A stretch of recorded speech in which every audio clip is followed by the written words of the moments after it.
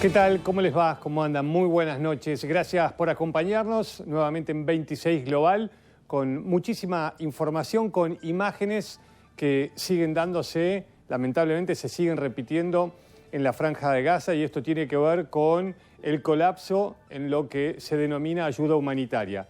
De ayuda tiene poco, de humanitario también. Hay muchas críticas desde las Naciones Unidas a la escasez de alimentos que llegan a la Franja de Gaza, y en este caso lo que se va a ver es el ataque, en esta fotografía, es un almacén. Dile cuando quieras, compartimos la imagen, ¿no? de la Organización Mundial de Alimentos. Es uno de los almacenes que tenían para distribuir ahora la ayuda. Obviamente no quedó nada y se repite el mantra que advertía las Naciones Unidas. Lo comentábamos ayer, digo, si no hay suficiente comida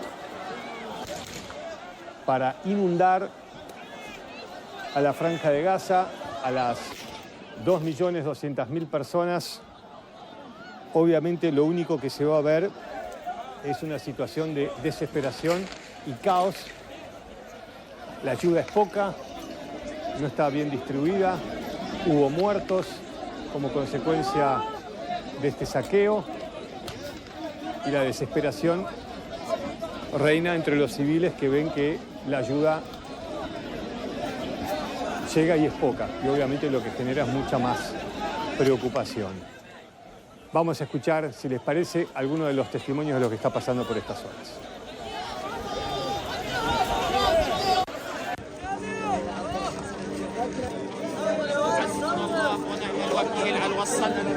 طلعوا على الشعب بعين الرحمة. بكفي يا عرب، بكفي خلاص. طلعوا على الناس بعين الرحمة. الناس بتموت بغزة، بدنا ناكل في الشكل يا عمي. أنا جبنا روح من عندي لكتن وبلغ كل غزة دم. أنت بدنا روح له عدوي، أنت بدنا بس شلكل عشان لكل من طعمك إياه. صعب موت، بدنا ناكل، بدنا نعيش، ايش نساوي؟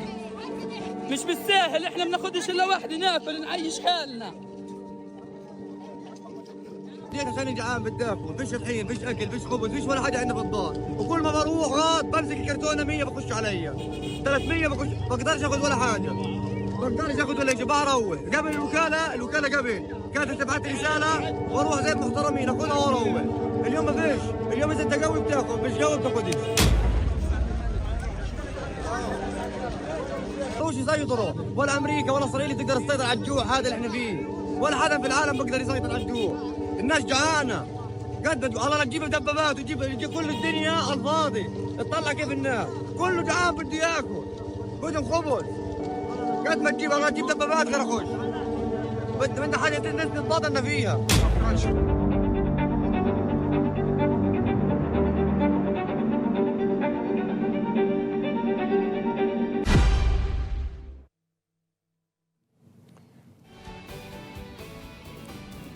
Bueno, y recién escuchábamos a Andrés Klipan hablando sobre la aceptación por parte de Israel de una propuesta de alto el fuego de Estados Unidos.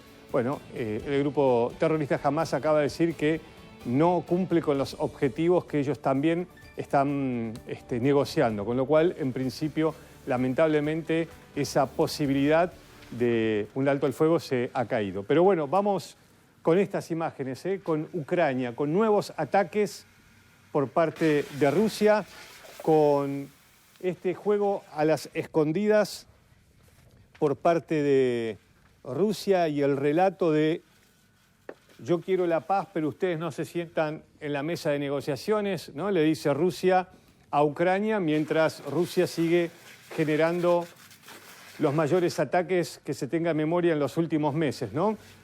El relato, y todo es al revés en este mundo. En donde uno mire, conflicto que uno mire, el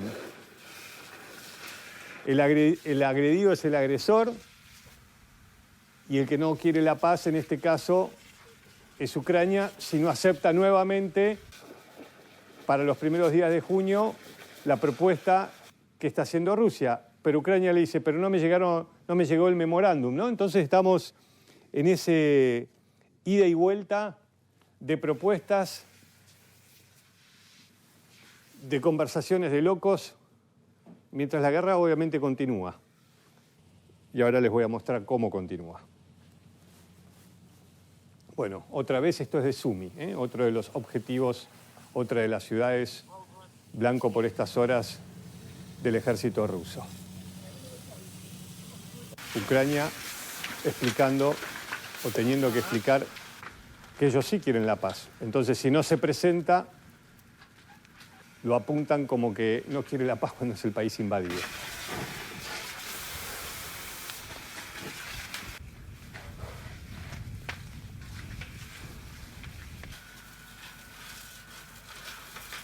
Bueno, la situación de la tensión, del nerviosismo, de la preocupación que la guerra continúe más allá de las fronteras ucranianas, obviamente, ¿no? Para eso se está preparando Europa, lamentablemente. Veíamos ayer, ¿se acuerdan?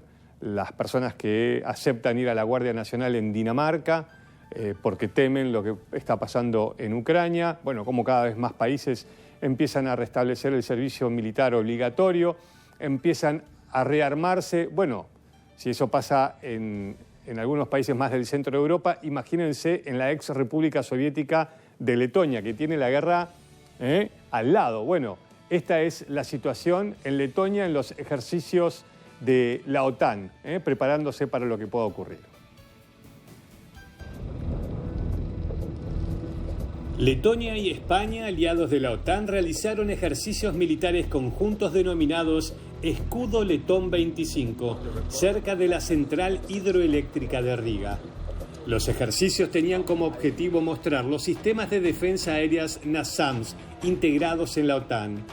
NASAMS significa Sistema Nacional Avanzado de Misiles Tierra-Aire. Este es un sistema de defensa aérea de mediano alcance utilizado por la OTAN para proteger a los países de la alianza contra amenazas aéreas, mejorando las capacidades de defensa colectiva. One of the main advantages is that it can work integrated into the NATINAMS, which is the NATO Integrated Air and Missile Defense System.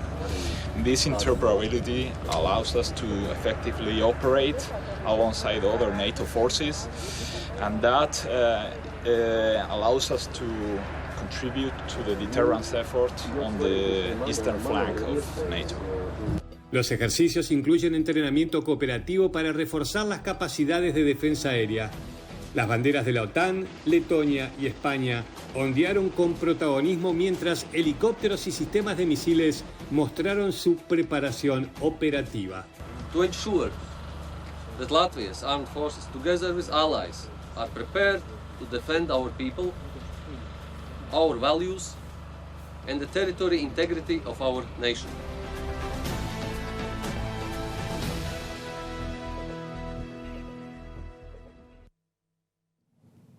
Y en las últimas horas volvió a hablar el canciller alemán Merz, como dicen los chicos, está poniendo cada vez más picante la situación o la visión o los movimientos de Alemania, ¿no?, en esta tensión y en esta guerra de declaraciones.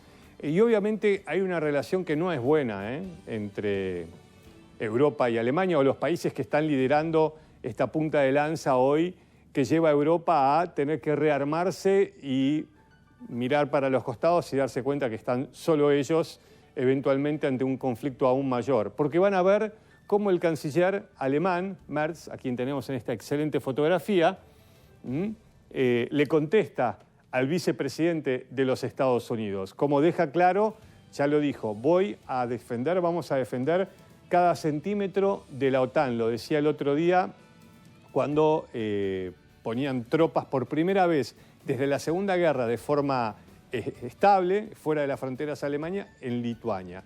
Bueno, ahora habló ante el Parlamento. Miren cómo le contesta el canciller alemán a quien era un aliado, Estados Unidos.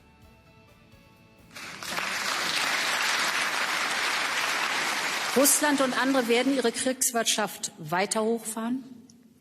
Deshalb wird die Notwendigkeit, in unsere Sicherheit zu investieren, immer dringender. Und es ist klar, dass diese Investitionen nicht von außen kommen werden. Die Zeiten ändern sich und so auch Europa.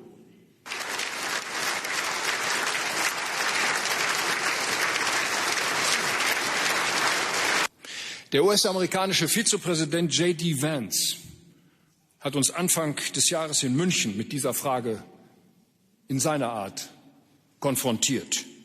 Was ist es, das wir Europäer gemeinsam verteidigen? Was ist es, wofür wir gemeinsam stehen? Meine Damen und Herren, wir haben darauf nicht nur irgendeine Antwort. Wir haben darauf die stärkste und die beste Antwort, die überhaupt denkbar ist. Sie lautet: Wir stehen in Europa für das, was wir über Jahrhunderte hinweg durch unzählige Rückschläge und Katastrophen hindurch, das, was wir gemeinsam erdacht, entwickelt, errungen und auch erkämpft haben, nämlich die Überzeugung, Freiheit und Demokratie sind es wert, dass wir entschlossen für sie einstehen und, wenn notwendig, für ihren Erhalt kämpfen. Deutschland steht bereit, bei dieser Aufgabe in enger Abstimmung mit unseren europäischen Partnern und Nachbarn mit aller Entschlossenheit voranzugehen.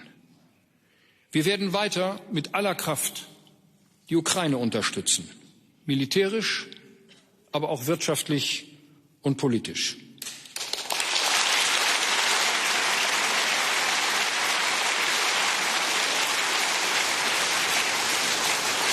Cada vez que Trump habla de la justicia, dice esos jueces que no los eligió nadie, ¿no? El tema de la justicia es un tema, les diría, de críticas, de si está lenta, de si a los jueces hay que elegirlos o no.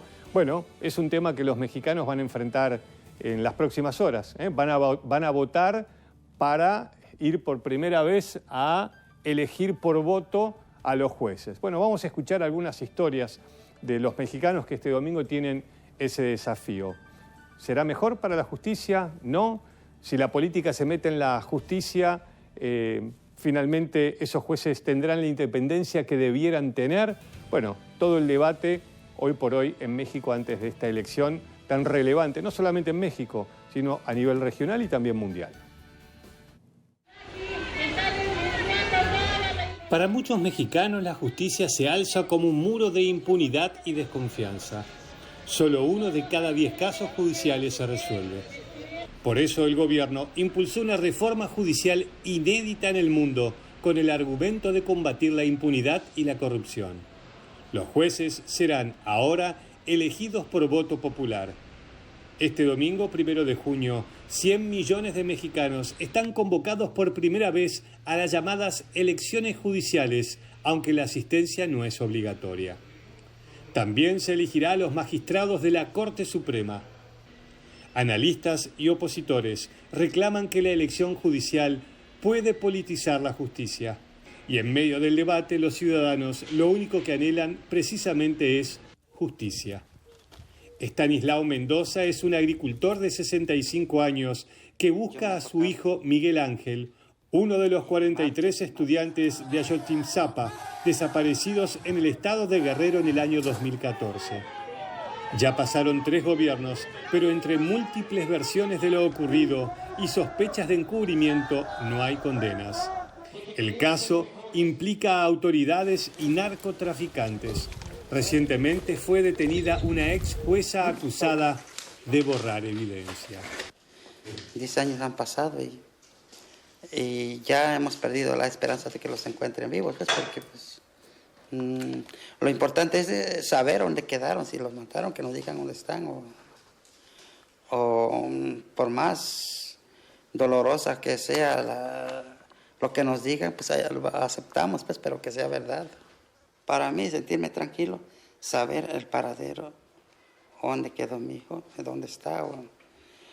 Y ya de justicia sería después, pero lo primero es encontrarlos. 151 personas fueron enjuiciadas y 90 liberadas, 25 por falta de pruebas y 65 por haber sido torturadas.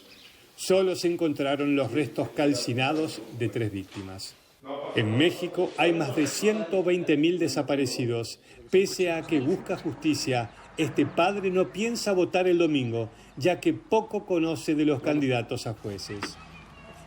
Armando Olmeda es albañil, tiene 55 años y también busca a su hijo, Roberto Carlos, desde agosto de 2023, cuando el estudiante universitario, por entonces de 22 años, desapareció junto a 4 amigos de la infancia en Lagos de Moreno, en el estado de Jalisco, presuntamente a manos de narcos.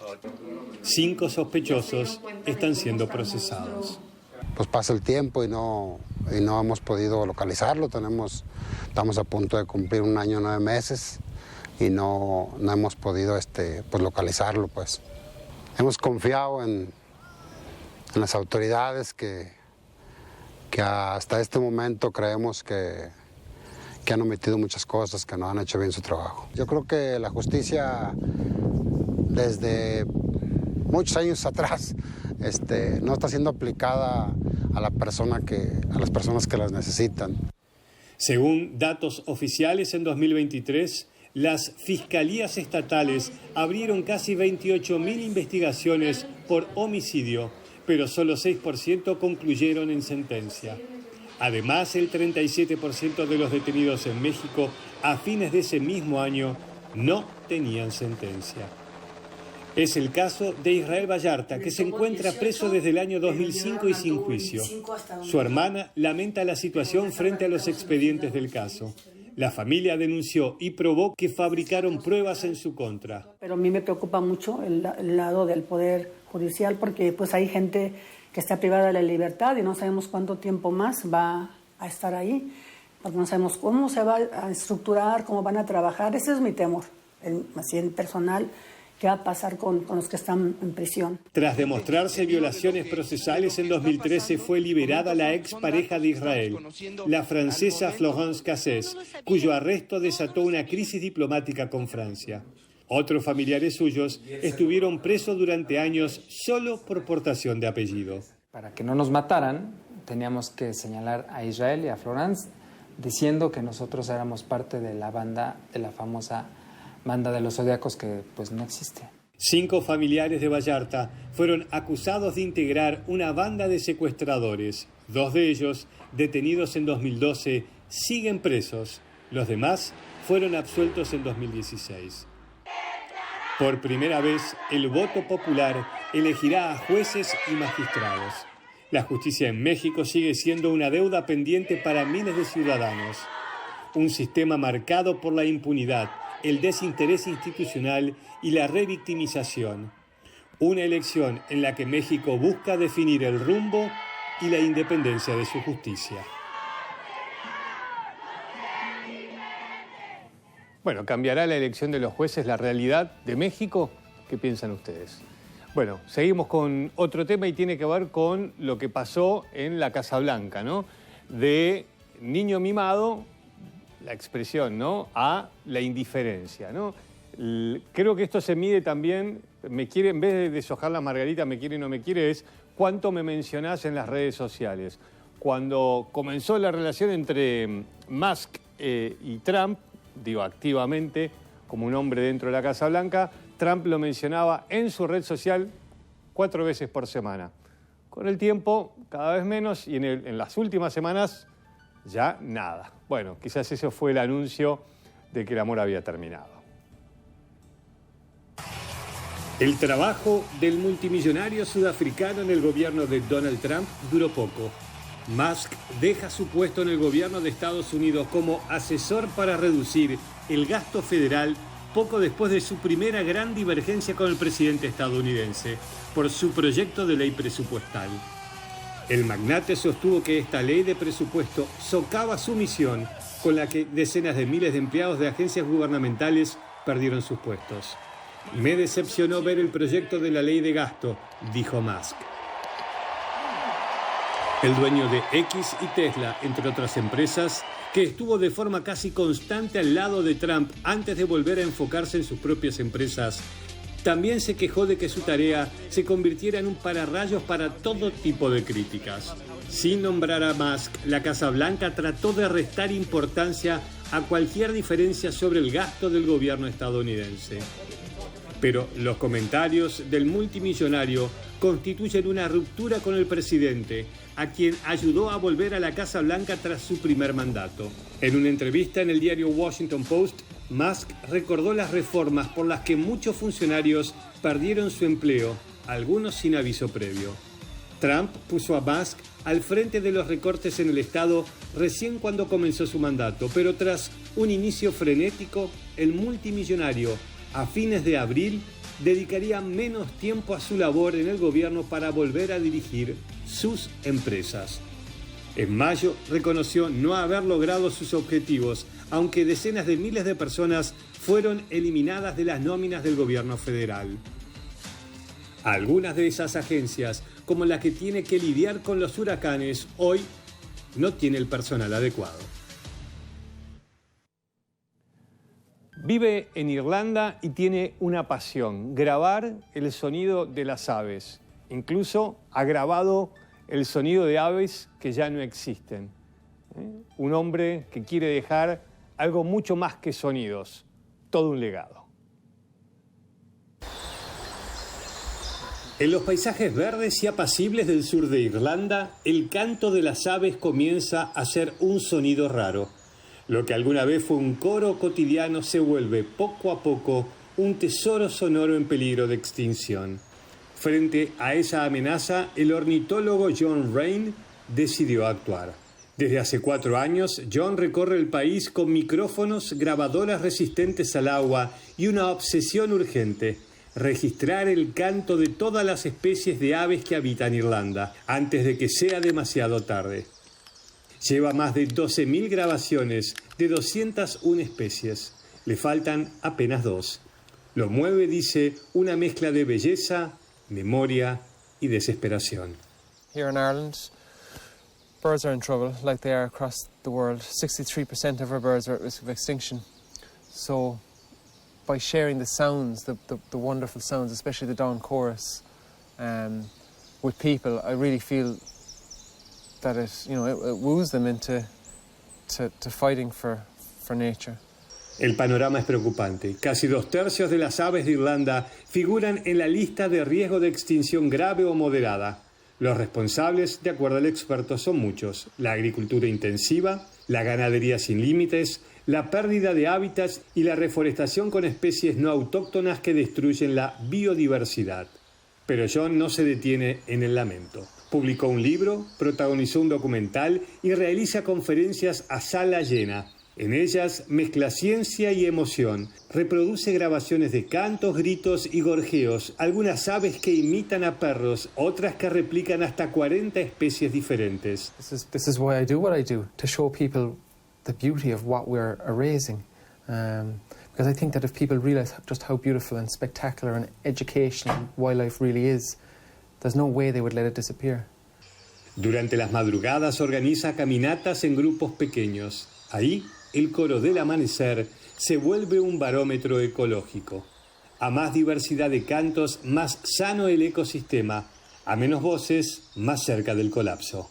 This is a waterproof recorder that will run for up to 2 weeks. And this location is very important for migrating shorebirds.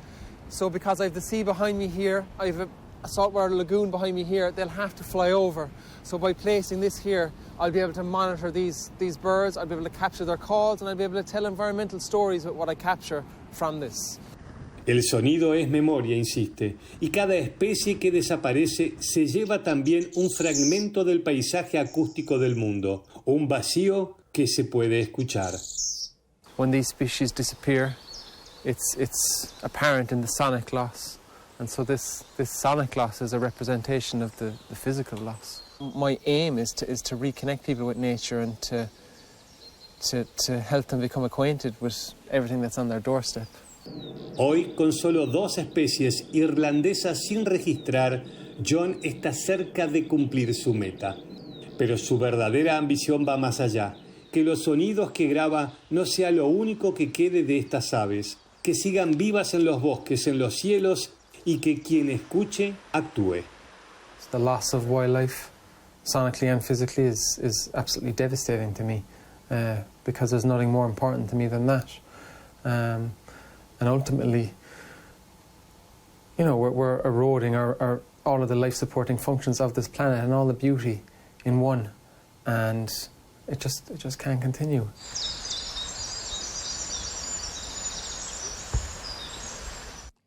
Bueno, ¿no? Una pausa para a veces cambiar de tema y ver lo importante, ¿no? De nuestro planeta. Bueno, el Papa León busca, obviamente, generar cada vez más importancia en sus palabras, que lleguen los discursos. La Iglesia que busca ayornarse a los tiempos que corren. Bueno, este joven sacerdote que ahora está en el Vaticano la tiene clarísima. Entiende, tiene un celular en la mano, si no se ve, sí se ve claro. Que las redes sociales son fundamentales. Todo lo que sirva para transmitir su fe. Los jóvenes católicos de todo el mundo están recurriendo a las redes sociales para practicar su fe y compartir su religión con otros fieles.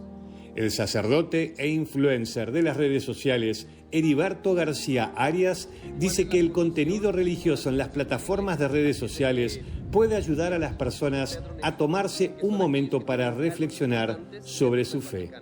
Bueno, hago un poco de trabajo en las redes sociales, sobre todo con, digámoslo, con adolescentes en TikTok, que he iniciado en la pandemia, pero también en Instagram, Facebook, YouTube, llevando prácticamente el Evangelio con reflexiones sencillas. Lo hago porque ellos me han elegido, no tanto porque yo los he elegido a ellos, porque es la naturaleza de un sacerdote, solo ahí de manera digital. No podemos quedarnos simple y sencillamente con lo que tenemos en los libros, lo tenemos que adaptar. La teología tiene que llegar también al modo digital para que las nuevas generaciones también puedan vivir esto, vivir el magisterio.